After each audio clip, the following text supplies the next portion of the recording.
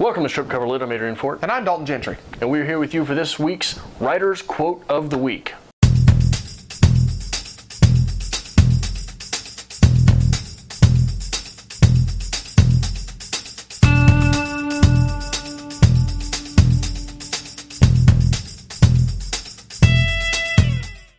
Now I'm going to give it to you. I had Gertrude Stein last week. I'm reserved.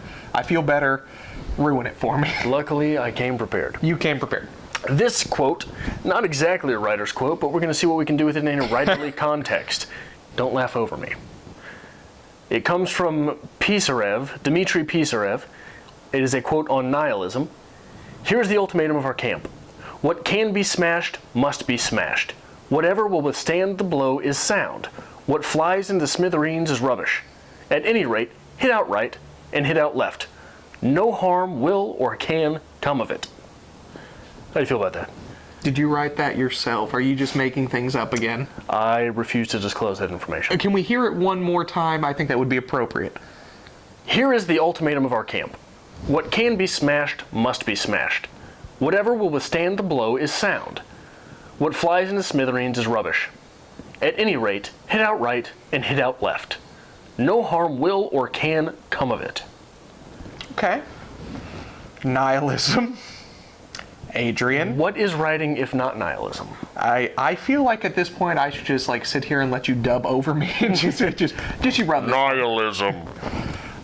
Yes, I will agree with this one. In order to create something beautiful, you must destroy everything about it. Kill your darlings, right? Absolutely.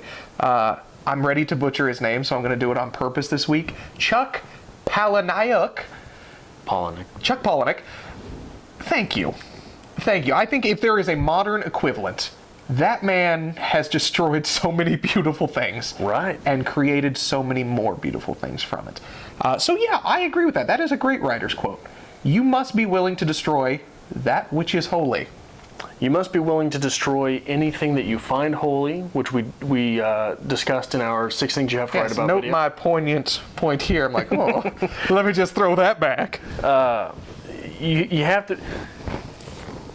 If you hold anything special, it won't be special, right? If you write something as if it is special, it will come across hokey. So you have to build the special. And if you cannot build the special, then it does not deserve to be built. Burn it all and salt the earth. And sometimes that's where the story has to go. And I think that's necessary. And I've said so many times, the Hunger Games argument, I'm going to patent that. Sometimes you just got to kill them. Yeah. It's so beautiful and it's so perfect, and then they die. And it's not beautiful and it's not perfect. But it's final. Except it is. And it's final and it's over. And from that grows such a more poignant piece. Okay, so putting this on a practical level. Okay. You take your piece and you strike out everything, strike out right, strike out left. Everything that you don't think will withstand the blow, but you liked it. Anything that will not withstand your harshest critic, which should be yourself in the first place. I'm a horrible critic of myself. I will beat it into you.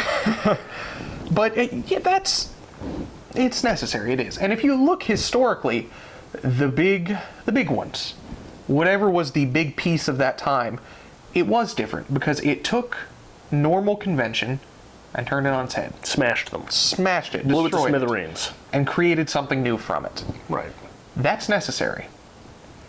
And although I think the argument could be made that sometimes that is not appreciated immediately, in time, it's beautiful. I think with literature, the biggest argument to be made against this is that sometimes that is not your voice. Sometimes that is not your style. That not everyone is a minimalist. Mm-hmm. But to say that you are not a minimalist is not to say that you do not edit. If something is just blah in your piece, it is your responsibility to put more of your voice behind it, right? Okay. That's what makes it withstand the blow or not.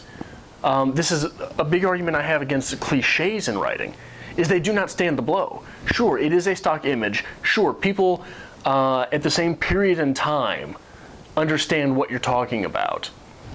But it doesn't withstand the blow of this being a you thing to say. Okay. Beyond trying to create a small army of nihilists to follow us, I think it is appropriate. It is. I can't say anything bad about it. As much as I want to argue and complain and be like, Adrian, Gertrude Stein again, it feels right. It does. There's a reason I picked the quote, Dalton. You give so much thought into things, and I never do. I don't just show up and do this. Well, you got a point there. There's been 6 days since our last Writer's Quote of the Week. What do you think I've been doing? I'm sitting here, I'm trying to poke holes in it. I'm trying to find something to argue that... Because it's not about writing. It's about everything.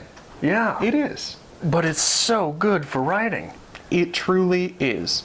And not only just writing, art in general. You have to take that which is beautiful and you have to kill it. Yeah, so imagine our camp as writerhood. Okay. Here is the ultimatum of our camp. What can be smashed must be smashed. Whatever will withstand the blow is sound. What flies into smithereens is rubbish.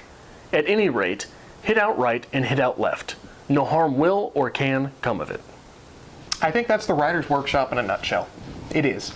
And I'm a complete hypocrite because I hate Writer's Workshop and I hate people reading my work, but it is necessary to give it to someone and then give it back to you and just light it on fire.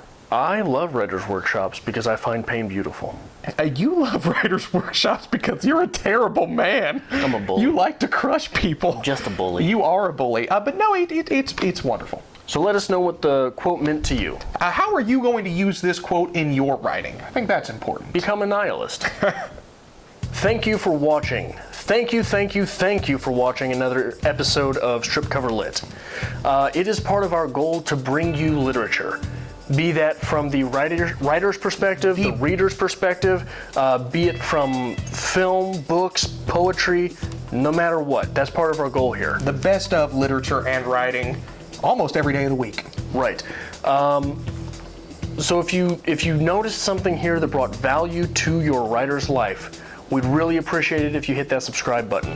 That really is what pushes us. I mean, we wake up every day, we're like, hey, how many people are actually following? How many people are watching? What can we do here? So make sure you're hitting the subscribe button. Join us every week, actually. Monday, we'll start your week off with a 6 list, get you back into your literary week. Tuesday, we'll hit you with our reader's review. Book review, pretty simple, easy, straightforward. We'll go back into another 6 list on Wednesday. Thursday, we do a little bit of something fun. We'll do challenges, we'll do tags, maybe book hauls. Maybe a makeup challenge. A makeup challenge. A tutorial. We'll see what's coming. Friday, we'll hit you with a writer's quote of the week, get you through the weekend, make you think. Saturday, we'll hit a writer's workshop of the same book that we covered in the reader's review. And Sunday, we'll try to get our normal lives back in order to come right back on Monday. So make sure not only that you hit the subscribe button, but that you follow us on Twitter at @StrippedCoverLit, @StrippedCover. @StrippedCover on Twitter, because on Facebook, we're @StrippedCoverLit. And on Instagram, we are... On Instagram, we are @StrippedCoverLit. I don't have the internet. I know you don't. Make sure you hit that subscribe button, guys, and we'll see you next time.